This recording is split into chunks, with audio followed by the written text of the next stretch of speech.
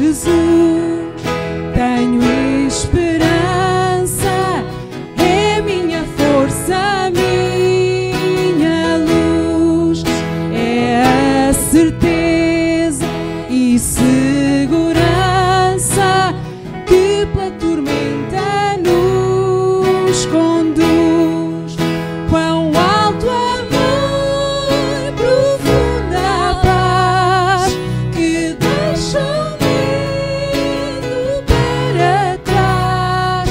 Consolador, tudo é firme no seu amor.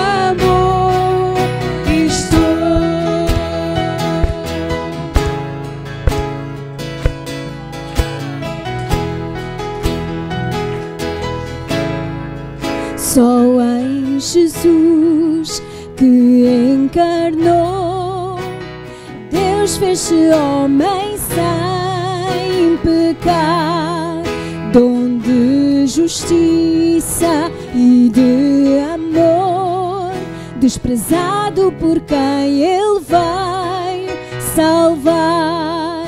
E ao morrer naquela cruz, pagou o preço, meu Jesus. Todo o pecado Ele levou, por sua morte vivo estou. Aleluia, estou vivo em Jesus. Naquele sepulcro seu corpo estava, a luz do mundo não brilhava. Glorioso dia então chegou, em que Jesus ressuscitou. E ao vencer a morte, enfim, a maldição quebrou em mim. Eu dele sou e ele é meu, com o seu sangue me comprou.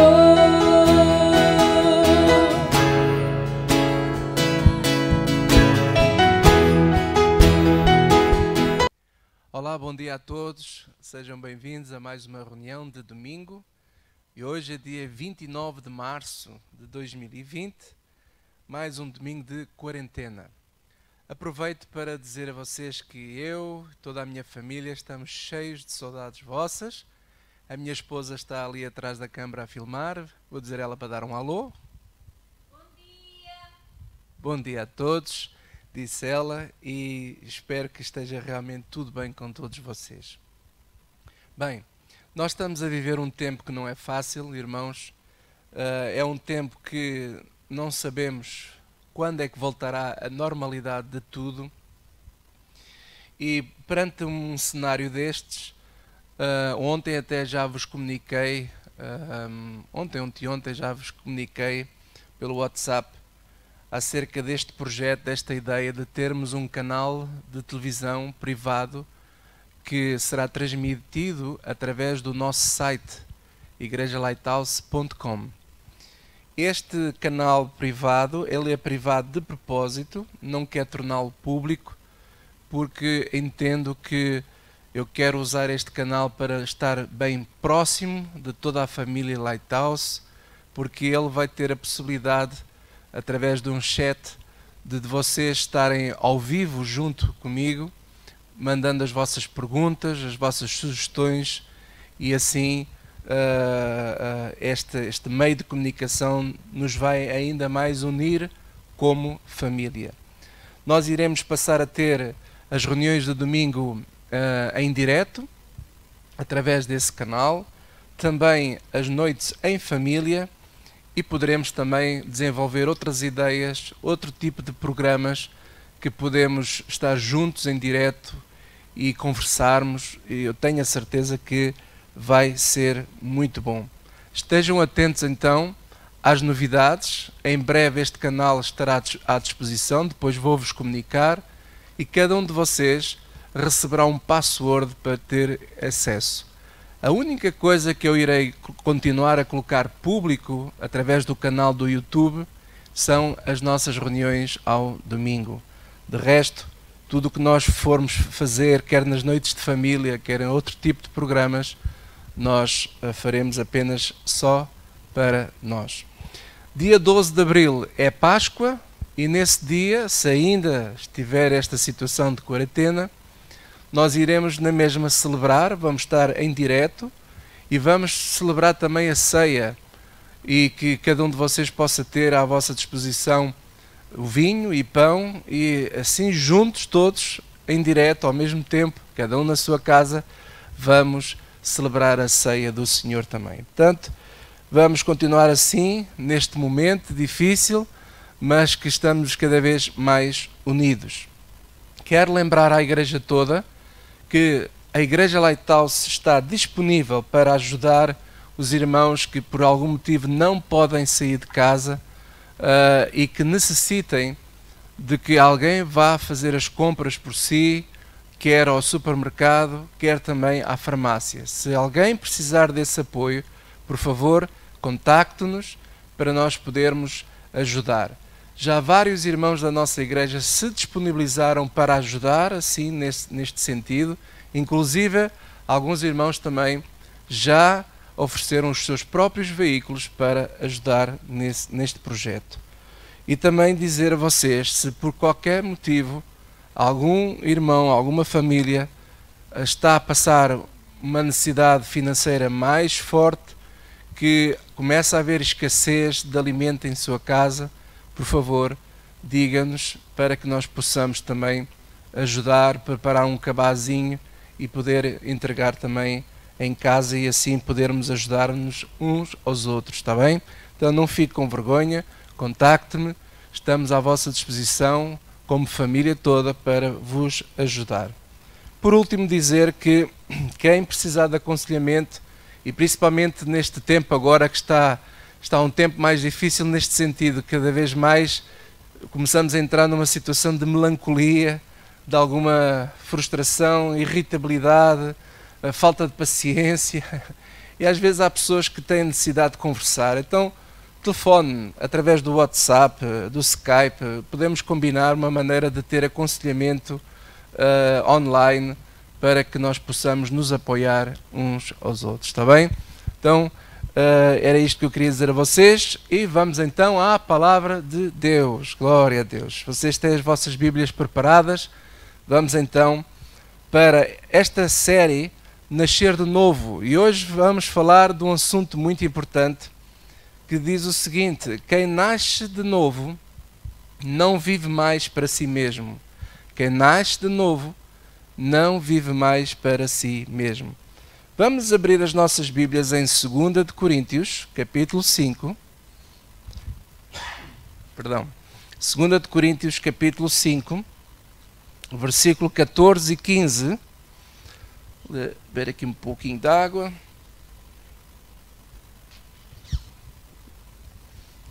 O apóstolo Paulo dizia assim: porque o amor de Cristo nos constrange, julgando nós assim, que se um morreu por todos, logo todos morreram. E agora o versículo 15 diz assim: e ele morreu por todos, presta atenção, para que os que vivem não vivam mais para si, mas para aquele que por eles morreu e ressuscitou. Este é o grande alvo de Deus para a nossa vida, para a tua vida e para a minha vida também.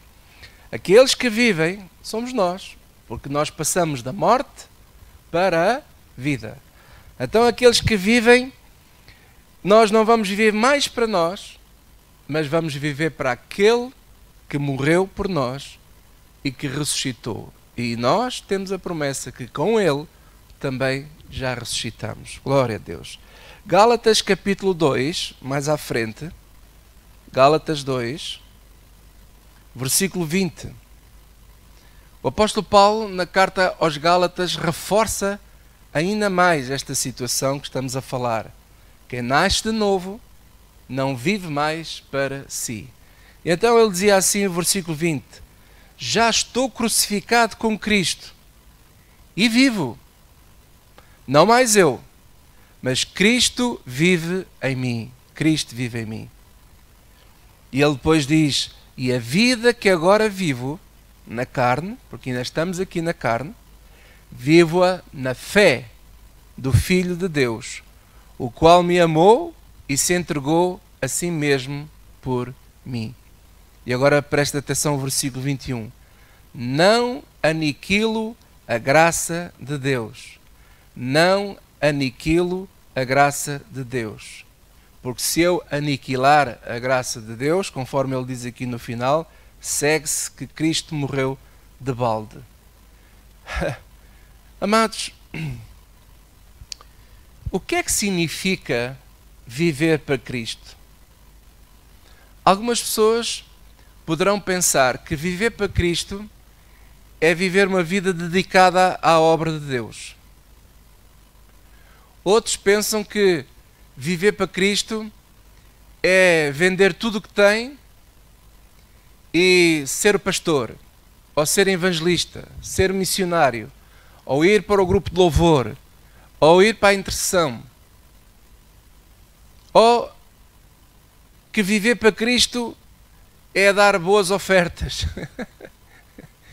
Amigo, não é nada disso. O que nós hoje vamos ver pela palavra de Deus, que viver para Cristo significa uma coisa absolutamente importante que o apóstolo Paulo fala aqui no versículo 20 e 21 de Gálatas 3.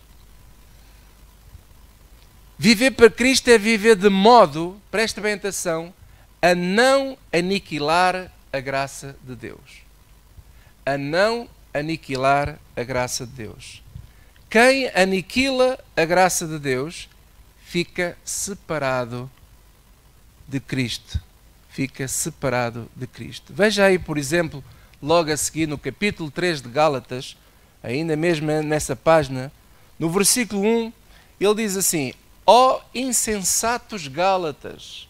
Porquê é que ele está de uma maneira tão forte a falar assim para os Gálatas, chamando-lhes de insensatos, de tolos? Porque se você for ao início da carta, você vai ver que Paulo está um pouco, eu diria, furioso. Porque os Gálatas que começaram tão bem estavam a dar ouvidos a outro evangelho, que não era o evangelho verdadeiro de Jesus Cristo. E ele chega aqui e diz assim: ó insensatos Gálatas, quem vos fascinou para não obedecerdes à verdade? A vós, perante os olhos de quem Jesus Cristo foi já representado como crucificado. Amados, o que Paulo está a querer falar aqui hoje, através desta carta para nós, é algo muito, eu diria, muito importante nós entendermos. E eu vou voltar a repetir. Quem nasce de novo não vive mais para si mesmo, mas vive para Cristo. Como é que eu vivo para Cristo? Eu vivo para Cristo de modo a não aniquilar a graça de Deus na minha vida e também na vida dos outros que me rodeiam. Daí que Jesus Cristo e os apóstolos, os discípulos, e nós notamos, à medida que lemos as Escrituras e lemos o Novo Testamento, nós verificamos as grandes lutas, os grandes combates que eles tinham com os falsos profetas, com os falsos apóstolos, com os falsos irmãos que muitas vezes se penetravam dentro das igrejas com filosofias, com tradições, com evangelhos que não eram o evangelho de Cristo, de modo a que eles fascinavam as pessoas a não obedecer à verdade, conforme ele diz aqui. E daí que eu tenho que ter muito cuidado, eu, José Fidalgo, que falo por mim, eu tenho que ter cuidado para que, ao viver para Cristo, eu não aniquilo a graça de Deus, não só na minha vida, mas na vida dos outros que me rodeiam, dos que me ouvem. Porque eu posso estar a falar de coisas e posso estar a levar as pessoas à prática de tradições que podem aniquilar a graça de Deus na vida da pessoa. E isto é sério. Isto é um assunto sério. Porque quando nós não andamos na graça, sabe o que acontece? Ficamos separados de Cristo. Quer ver aí, olha. Se você ponha uma notazinha aí no Gálatas 3, venha mais à frente no mesma carta, Gálatas 5, no versículo, diz aqui assim no versículo 3, de novo protesto a todo o homem que se deixa circuncidar, que está obrigado a guardar toda a lei. E agora veja o versículo 4, diz assim, separados estáis de Cristo, vós, os que vos justificais pela lei, da graça tendes caído. Veja só, a pessoa fica separada de Cristo. Amigos, nós vamos ver hoje que sem Cristo nós não somos nada. Se nós sairmos fora de Cristo, estamos perdidos, completamente perdidos. E o que nos faz centrar em Cristo, e o que nos faz permanecer em Cristo, é nós permanecermos na graça de Deus sobre a nossa vida. Isso é muito importante. Então, voltando a Gálatas 3, Paulo está a dizer que nós aniquilamos a graça não obedecendo à verdade. Diz aqui no versículo 1 de Gálatas 3. Mas diz mais. No versículo 2 e 3, nós vamos ver que Paulo diz que aniquilamos a graça de Deus, não é? Quando nós andamos na carne. Veja aí o versículo 2. Só quisera saber isto de vós. Recebeste o Espírito Santo pelas obras da lei ou pela pregação da fé? Sois vós tão insensatos que, tendo começado pelo Espírito, acabeis agora pela carne? Ele está a dizer, por outras palavras, então, vocês receberam este novo vinho, este novo Evangelho, este Evangelho de Cristo, vocês receberam-no como? Foi pelo Espírito ou pelas obras da lei? Foi pela pregação da fé ou foi pela pregação da lei que vocês receberam este Evangelho? Vocês começaram bem, vocês receberam pelo Espírito, mas agora vocês estão a ser insensatos, vocês estão a dar ouvidos a pessoas que não deviam dar ouvidos. Vocês estão a dar ouvidos às tradições. Vocês estão a voltar às tradições. Vocês estão a voltar às obras da lei. E isso é voltar à carne. É andar na carne. Depois no versículo 5, ele ainda diz mais, que nós aniquilamos a graça de Deus quando nós não andamos na fé. Veja aí o versículo 5. Aquele, pois, que vos dá o Espírito, referindo-se a Jesus, aquele, pois, que vos dá o Espírito e que obra maravilhas entre vós, falo pelas obras da lei ou pela pregação da fé. É evidente que é pela pregação da fé. E por isso ele está a dizer o seguinte, nós aniquilamos a graça quando nós não andamos por fé. Nós aniquilamos a graça quando nós andamos na carne. Nós aniquilamos a graça quando nós não obedecemos à verdade. Os irmãos estão a entender? Isto é muito importante. É muito importante. E viver para Cristo é viver de modo a não aniquilar a graça de Deus na nossa vida. Agora deixe-me explicar o seguinte. O que é andar na carne? O que é que significa andar na carne? E é aqui que eu quero agora entrar um pouco o foco desta mensagem, desta lição de hoje. O que é andar na carne? Andar na carne não é como muitas pessoas pensam. E muitas vezes nós ouvimos assim, a carne é fraca. Olhando para as fraquezas do nosso corpo, não é? A carne é fraca. E eu quero dizer a vocês o seguinte, meus amados: a carnalidade provém do espírito do homem e não do corpo. Não há nada de errado com o nosso corpo. O que há de errado é com o espírito. Por isso é que Jesus disse a Nicodemos: Nicodemos, necessário é que tu nasças de novo, Nicodemos. Então tu és mestre em Israel, e tu não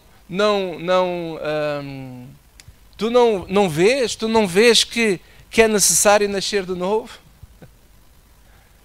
Nicodemos estava baralhado.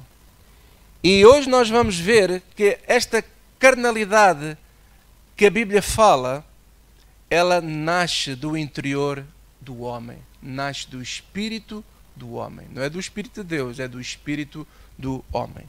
Veja aí Marcos capítulo 7, vamos a Marcos 7,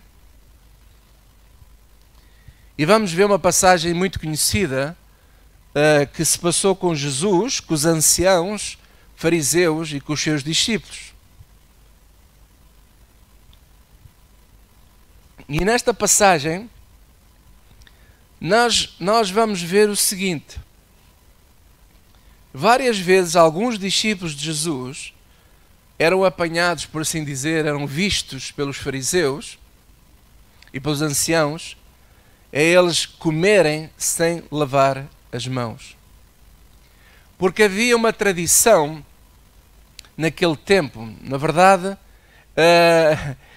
poderíamos dizer uma tradição oral, uma tradição de que muitas vezes nós ouvimos também hoje nas igrejas, muitas vezes falam-se de coisas que nem sequer na Bíblia vêm, mas os pregadores usam certas frases, usam a oralidade das suas pregações para obrigarem as pessoas a fazerem coisas que nem sequer o Evangelho pede para fazer.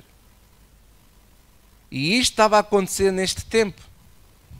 E por isso aqui assim no versículo 1 diz assim: ajuntaram-se a eles os fariseus e alguns dos escribas que tinham vindo de Jerusalém, e vendo que alguns dos seus discípulos comiam pão com as mãos impuras, isto é, por lavar, os repreendiam.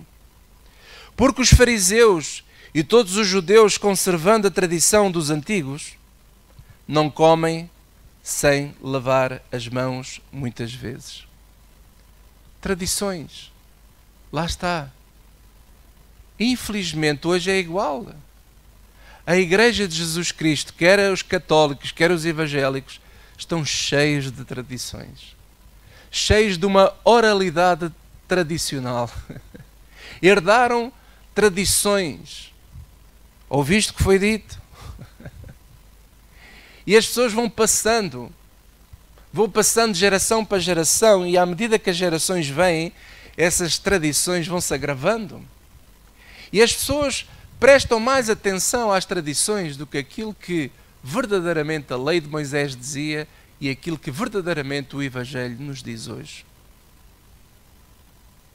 E este foi um problema que Jesus encontrou aqui, no meio deste pessoal. E ele até diz aqui no versículo 6, Jesus respondendo disse-lhe: bem profetizou Isaías acerca de vós, hipócritas, como está escrito: este povo honra-me com os lábios, mas o seu coração está longe de mim. A minha esposa estava-me a falar há pouco sobre esta passagem que é tão interessante. E ela estava-me a dizer acerca, por exemplo, da lei, quando Deus ordenou nos mandamentos guardar o sábado. E é engraçado que ela dizia-me assim que o sábado foi feito para servir os homens. Deus criou o sábado para nos servir a nós, porque o sábado tem, digamos assim, o propósito do descanso, para nós usufruirmos de descanso. Mas o que é que acontece quando as pessoas começam a entrar por tradições? Começa-se a inverter as coisas. Em vez do sábado servir os homens, são os homens que passam a servir o sábado. Daí que quando encontraram Jesus a curar pessoas durante o sábado, eles escandalizavam-se. Até que Jesus dizia assim: até vocês não comem quando é sábado? Ah, não se come, não se trabalha. Então vocês não. Então quer dizer, no sábado não se faz o bem? No mínimo temos que fazer o bem. Então as pessoas começam a agarrarem-se a uma tradição, a uma oralidade que, em vez de libertar as pessoas, em vez de trazer paz às pessoas, traz escravidão. Por isso é que o apóstolo Paulo muitas vezes diz assim: não vos torneis ficar debaixo do jugo da escravidão, que por tradição dos homens querem nos amarrar.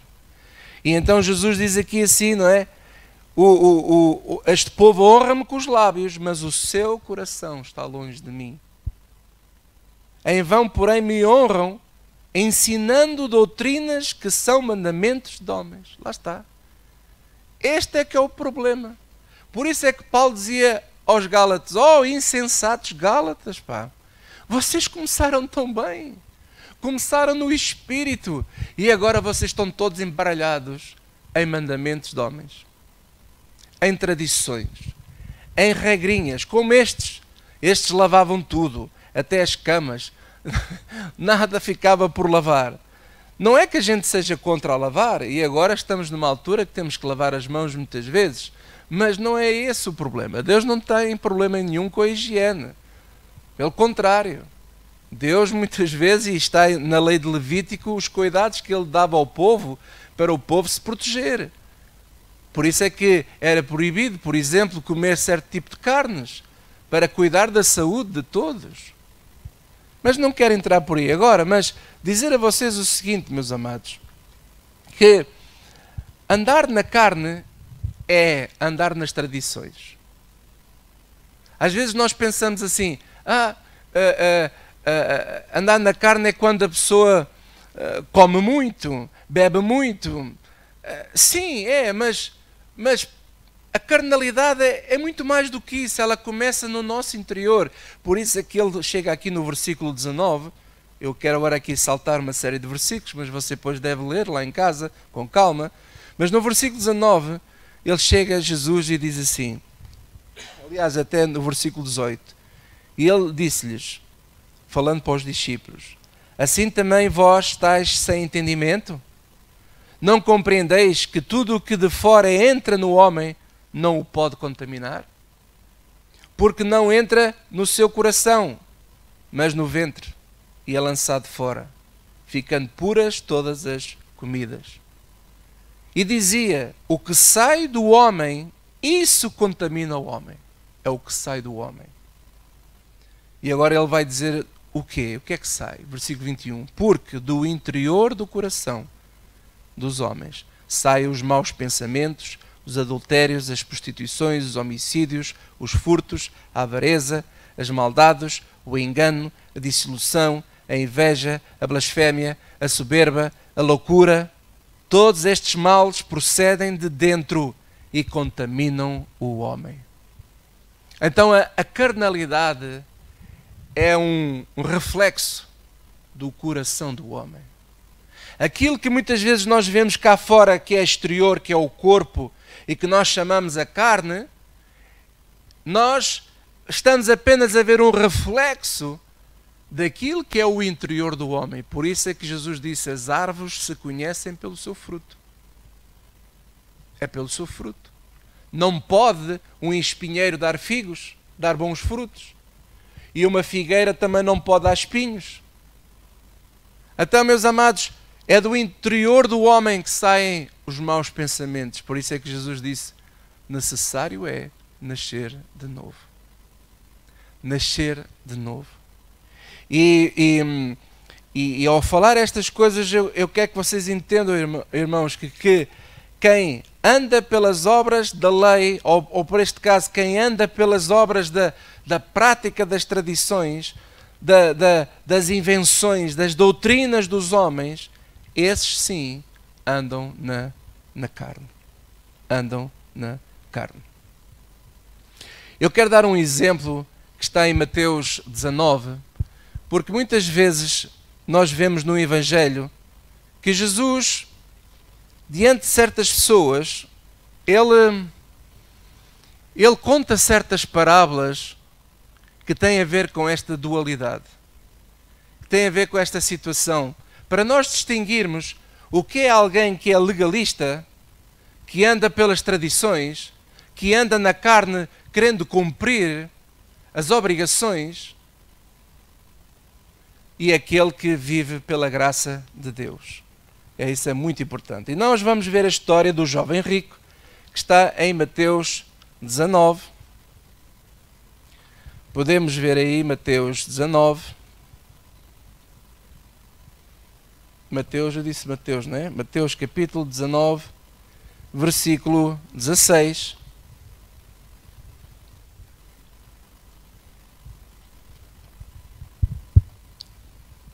Estamos a ver aqui uma história muito conhecida.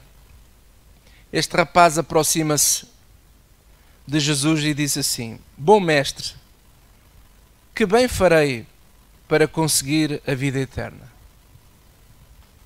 E Jesus disse-lhe assim: Por que é que me chamas de bom? Não há bom senão um só, que é Deus. Se quiseres, porém, entrar na vida, isto é, se quiseres, porém, nascer de novo, entrar na vida, guarda os mandamentos. Lá está. Guarda os mandamentos. Há bocado estávamos a falar, por exemplo, do sábado. O sábado foi criado para o homem e não o homem para o sábado. Guarda os mandamentos. E disse-lhe ele: Quais? E Jesus disse: Não matarás, não cometerás adultério, não furtarás, não dirás falso testemunho, honra teu pai e a tua mãe, e amarás o teu próximo como a ti mesmo. E disse-lhe o mancebo: Tudo isto tenho guardado desde a minha mocidade. O que é que me falta ainda? E disse-lhe Jesus: Se quiseres ser perfeito, e agora presta atenção o que Jesus diz: Vai, vende tudo o que tens, dá aos pobres, e terás um tesouro no céu, e vem e segue-me. E o mancebo, ouvindo estas palavras, retirou-se triste, porque possuía muitas propriedades. Este jovem era um jovem que Jesus o admirou, porque ele de facto ele seguia, digamos assim, as escrituras antigas, a lei de Moisés, ele cumpria os mandamentos. Só que o problema é que ele confiava nele mesmo. A grande questão que está aqui em causa nesta passagem não é tanto se você cumpre tudo à risca, mas é em quem é que você confia. E quando Jesus toca-lhe neste assunto assim: Olha, falta-te uma coisa. Estás bem, estás a andar bem, só te falta realmente uma coisa, já que perguntas, porque Jesus não puxou por ele é que puxou por Jesus. E Jesus diz assim: já que perguntas, falta-te uma coisa, vende tudo o que tens, dá aos pobres e terás um tesouro no céu. Vem e segue-me. E ele retira-se triste. E Jesus depois começa a dizer aos discípulos: quão difícil é os ricos entrar no reino dos céus. E os discípulos ficam também admirados com as palavras de Jesus. Eles até disseram assim: olha, nós demos tudo e largamos tudo e seguimos-te. E depois Jesus diz assim para eles: olha, amigos, o problema não está no dinheiro. Quão difícil é aqueles que confiam nas riquezas. E este é que é o problema daqueles que andam na carne. Quem anda na carne confia em mil e uma coisa, menos naquele a quem tem que confiar, que é Cristo. A nossa confiança tem que estar em Cristo, no amor dele e na graça dele, meus amados. Porque só ele nos pode ajudar em todas as circunstâncias da nossa vida. Só Cristo. Hoje nós estamos a viver um tempo difícil, até mesmo aqueles que têm muito dinheiro estão aflitos. Na verdade, estamos à beira de um colapso económico em toda a parte do mundo. A situação está mesmo difícil, amados. E aqueles que confiam nas riquezas, aqueles que confiam na sua sabedoria, aqueles que confiam em si mesmos, aqueles que confiam na prática de todos os mandamentos, achando que isso pode comprar Deus, que pode comprar o favor de Deus, ou até que pode comprar a vida eterna, não compra. A única coisa que pode nos ajudar é nós nascermos de novo, e ao nascermos de novo, não é? Nós começamos a ter este entendimento que nós não vivemos mais para nós mesmos, mas vivemos para Cristo. E ao viver para Cristo, eu não posso aniquilar a graça de Deus na minha vida. Eu dependo de Cristo 100%. 100%. Daí que ele depois continua a falar aos discípulos e chega aqui ao capítulo 20 de Mateus e continua a conversa. E agora ele vai-se usar de uma ilustração, de uma parábola, que é a parábola dos trabalhadores. Porque ele começa logo o versículo 1 dizendo assim, porque começa com uma explicação de quê? Do que é que ele vai explicar de quê? Daquilo que estava a falar. Do jovem rico. Daquilo que ele estava a explicar aos discípulos quando as pessoas confiam neles mesmos, quando as pessoas confiam nas suas riquezas, quando as pessoas confiam nas suas próprias forças, quando as pessoas confiam nas suas próprias tradições. E ele começa a dar este exemplo assim, porque o reino dos céus é semelhante a um homem, pai de família, que saiu de madrugada, presta atenção, saiu de madrugada, a salariar trabalhadores para a sua vinha, e ajustando com os trabalhadores um dinheiro por dia. Estes primeiros trabalhadores que entraram de madrugada, não sabemos a que horas foi de madrugada, provavelmente ao nascer do sol. E então, o que é que diz? Lhes ajustou, olha, queres trabalhar comigo? Então vais ganhar um dinheiro por dia. E mandou-os para a sua vinha. Versículo 3. E saindo perto da hora terceira, que é às 9 da manhã, viu outros que estavam ociosos na praça. Perdão, estavam na praça, lá ociosos, provavelmente a olhar uns para os outros. E disse-lhes, ide vós também para a vinha. E agora veja o que é que ele diz a eles. Ele não fala de valor, ele diz assim, dar-vos-ei o que for justo. E eles foram. Nem perguntaram, então, mas vou ganhar o quê? Quando é que é as minhas férias? Não, eles não perguntaram nada. Eles foram. Versículo 5. Saindo outra vez perto da hora sexta e nona, fez o mesmo. A hora sexta é meio-dia e a nona é às 3 da tarde.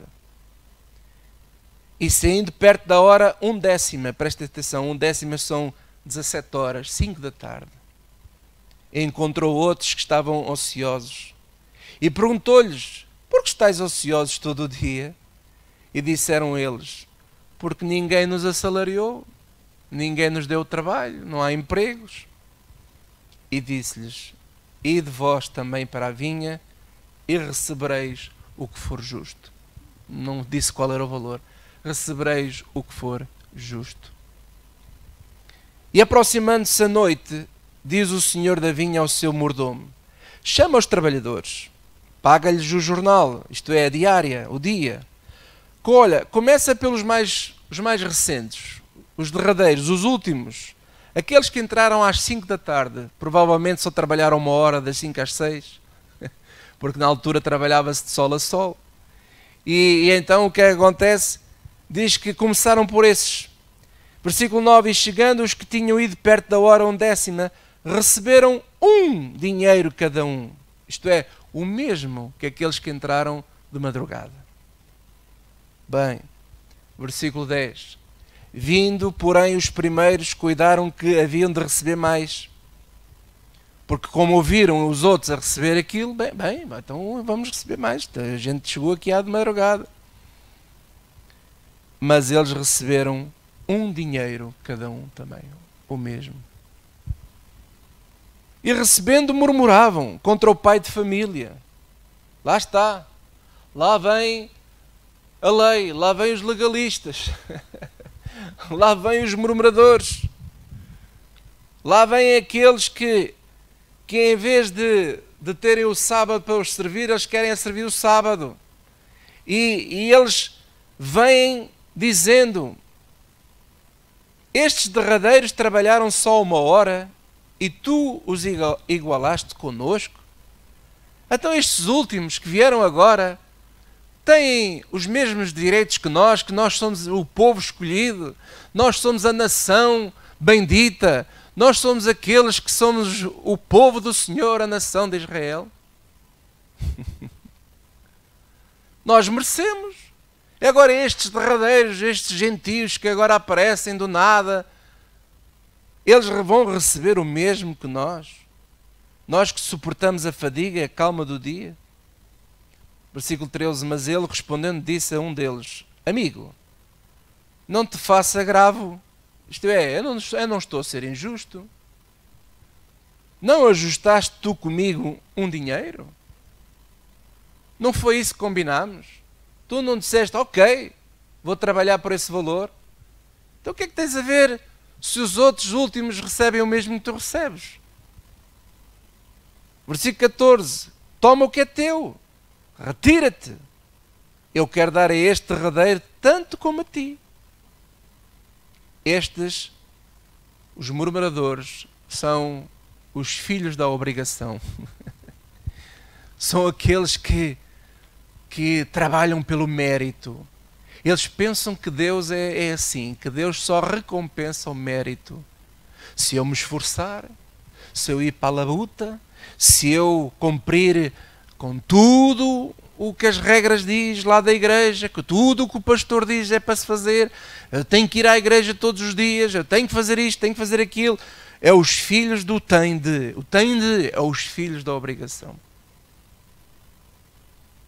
E quem é filho da obrigação também quer obrigar o dono a fazer aquilo que eles acham que têm que fazer. Mas o dono prometeu uma coisa e cumpriu-a. Mas nós vamos sempre além daquilo que o dono promete. Nós sempre queremos mais. Nós às vezes fazemos com Deus o mesmo que estes. Deus promete certas coisas, mas nós achamos que podemos comprar Deus. Podemos manipular Deus a nosso favor. Com as nossas ofertas, com os nossos dízimos. Porque eu vou às vigílias todas, não falta nenhuma, Senhor. Tu vá lá, vai sacrificar, vai ao monte, faz isto, faz aquilo, entra nas correntes de oração. Olha, sabes uma coisa, agora que estamos neste momento de crise, ainda tens que semear mais para não te faltar nada. E então a gente pensa que por fazermos estas coisas, lá está, as tais tradições orais, há muita pregação, há muita oralidade nas igrejas que são puras invenções de homens, puras doutrinas de homens que vêm para nos enganar. Conforme Paulo diz, farão negócio com vocês. E as pessoas depois o que é que fazem? Eles acham que ao agirem assim, que estão no direito de receber acima até daquilo que eles merecem. Porque eles merecem, porque eles trabalham, porque eles sacrificam, porque eles oram todos os dias àquela hora e não falham. Fazem tudo certinho conforme o pastor da igreja manda fazer. Este é que é o problema, os filhos da obrigação. E o versículo 15, na parábola de Jesus dizia assim, que o tal senhor da vinha dizia assim, não me é lícito fazer o que eu quiser do que é meu? Ou é mau o teu olho porque eu sou bom? Lá está. Aquele jovem aproxima-se de Jesus e diz, mestre, não é? Como é que ele disse? Bom mestre, que farei? Bom mestre. E ele dizia, porquê é que me chamas bom? E Jesus, por outras palavras, usando esta parábola, está a dizer assim, já que me chamas de bom, então se eu sou bom, não posso eu pedir a ti que tu vendas tudo o que tens, dá aos pobres e vem e segue-me? Porque tu não confias naquilo que eu te estou a pedir, porque tu confias em ti mesmo. Esse é que é o teu problema. O teu problema é que tu confias na tua riqueza, confias na tua força e tu não confias em mim. Este é que é o problema, infelizmente, de muitos. As igrejas hoje, infelizmente, quer católicas, quer evangélicas, estão cheias de pessoas assim. Pessoas que se acham dignas, merecedoras do bem de Deus. Acham-se que, operando nas tradições, quanto mais se sacrificam, por exemplo, os católicos dedicam-se muito, aqueles mais agarrados a este pensamento, são aqueles que andam a praticar, digamos assim, como é que é, vão ao santuário de Fátima, fazem sacrifícios e velas e mais isto e mais aquilo, numa tentativa de mudar o pensamento de Deus a seu favor. Os evangélicos não, os evangélicos têm outra maneira. Não é as velas, não são os sacrifícios, mas usam-se muitas vezes das tradições judaicas. Hoje está muito na moda as tradições judaicas. Alguns até se vestem a rigor, colocam aqueles talmudes, aquelas coisas na cabeça e seguem os rituais israelitas nas suas homilias, nas suas pregações.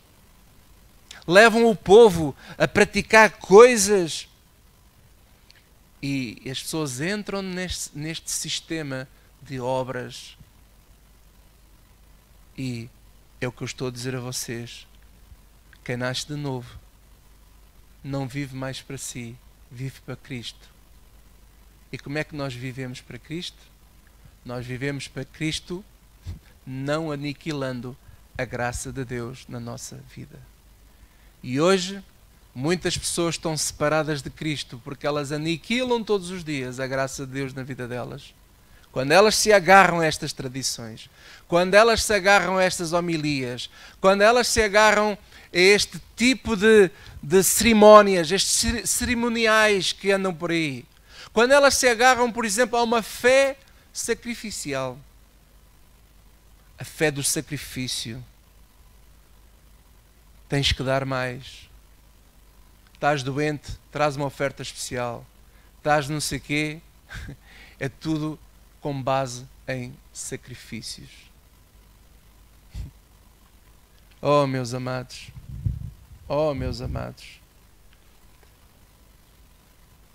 Paulo bem alertava: ó insensatos Gálatas, ó insensatos Gálatas, quem vos fascinou para viverdes outro evangelho?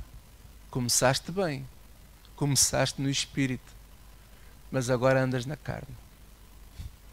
Andas na carne porque a carnalidade parte do coração da pessoa. Quando uma pessoa que deveria ser guiada pelo Espírito de Deus passa a ser guiado pela lei das obras. Pela lei das obras. Veja aí, por exemplo, em Gálatas capítulo 5, voltando a Gálatas 5,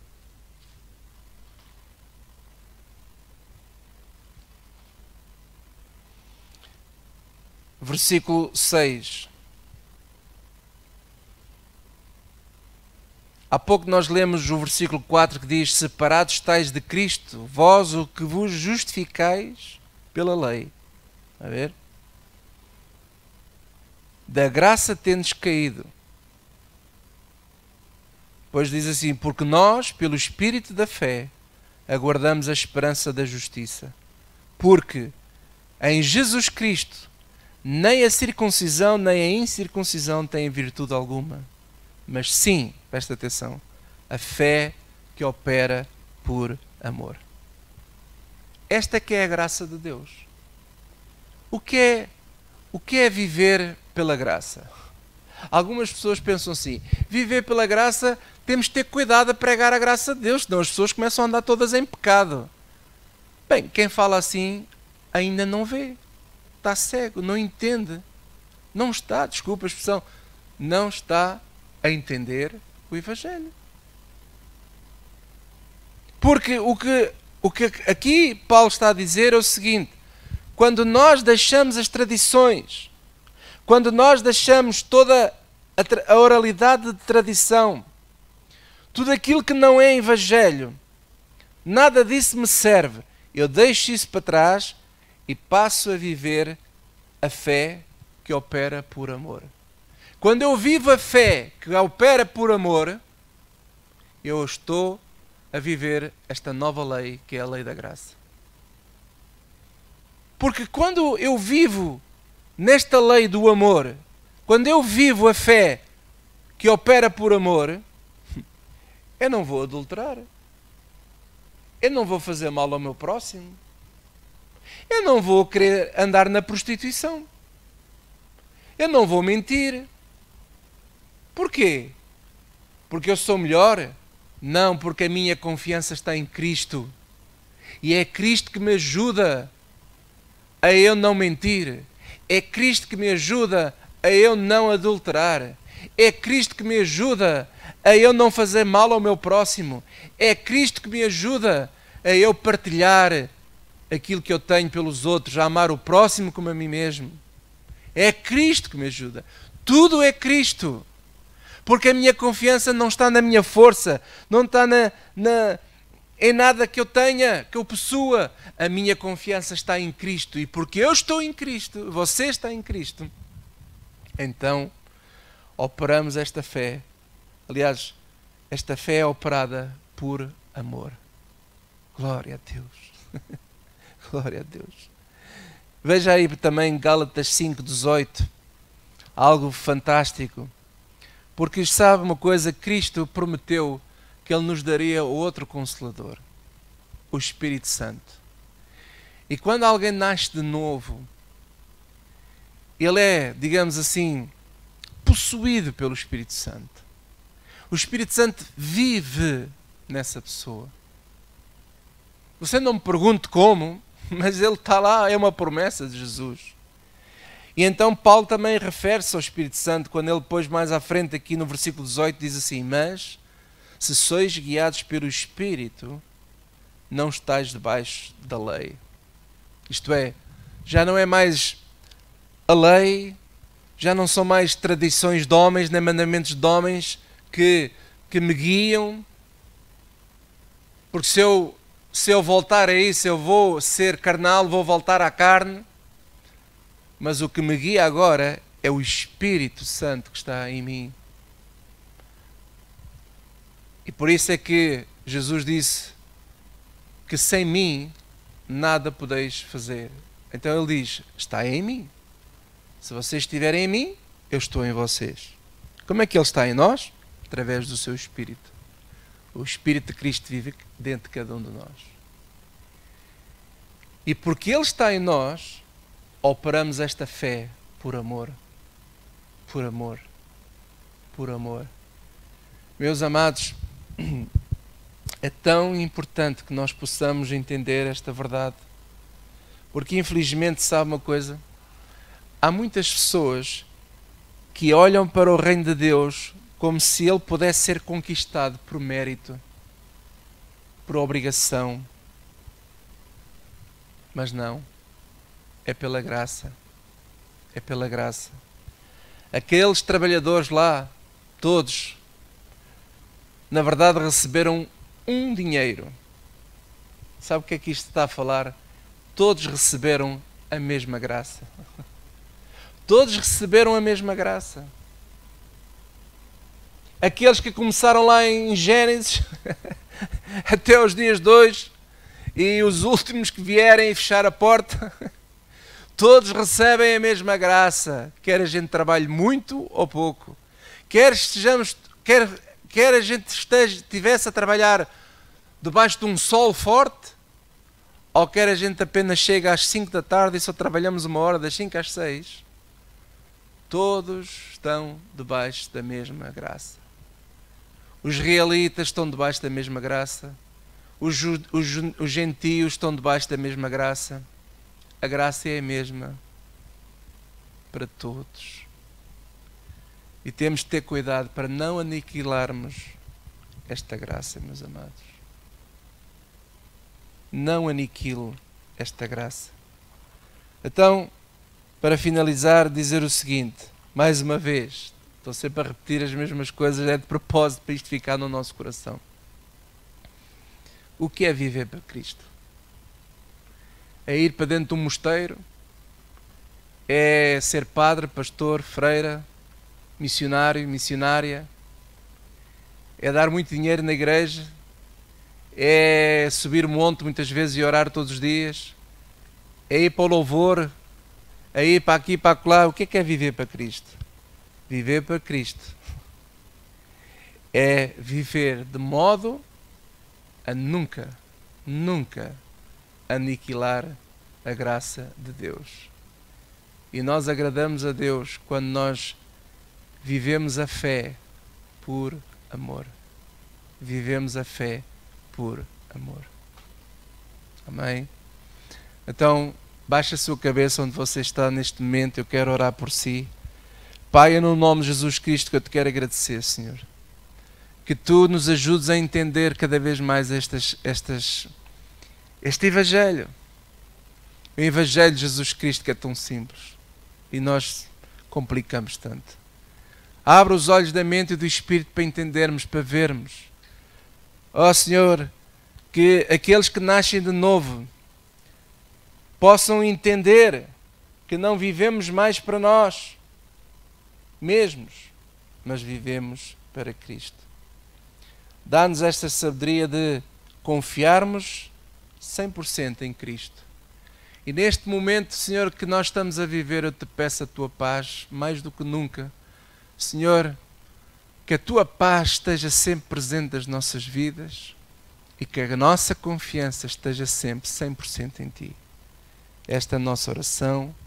No nome de Jesus Cristo, todos digam comigo. Amém. Glória a Deus. Amados, quero terminar a dizer a vocês todos que eu estou muito agradecido, eu, a Célia, toda a minha família, pela generosidade dos irmãos, pelo modo tão lindo como vocês têm ajudado a igreja. Neste momento está a passar em rodapé o nosso NIB, o nosso IBAN também. Os irmãos que desejam, não é? E que queiram continuar a ajudar, que vocês possam fazê-lo com alegria no vosso coração, nunca por obrigação, mas sempre por esta fé que opera por amor. Que bem haja a todos, obrigado a todos, Deus vos abençoe, obrigado pelo vosso amor e olhe, beijos, e da Célia também. Beijinhos.